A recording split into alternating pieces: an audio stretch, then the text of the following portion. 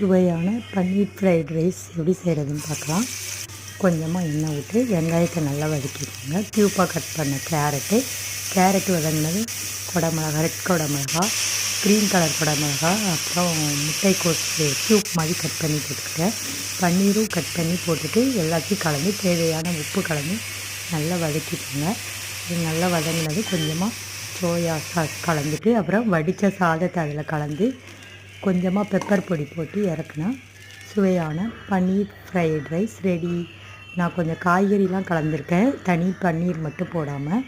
அதுக்கு தொட்டுக்க உருளைக்கிழங்கு ஃப்ரை பண்ணேன். இன்றைக்கி எங்கள் வீட்டில் இதாங்க பன்னீர் ஃப்ரைட் ரைஸ். சுவையான பன்னீர் ஃப்ரைட் ரைஸ் ஈஸியாகவும் குயிக்காகவும் பண்ணிட்டேன். இது எப்படி இருக்குன்னு நீங்களும் செஞ்சு பார்த்துட்டு சொல்லுங்கள். இந்த வீடியோ பிடிச்சிருந்தா கமெண்ட் பண்ணுங்கள், லைக் பண்ணுங்கள், ஷேர் பண்ணுங்கள். தேங்க்யூ.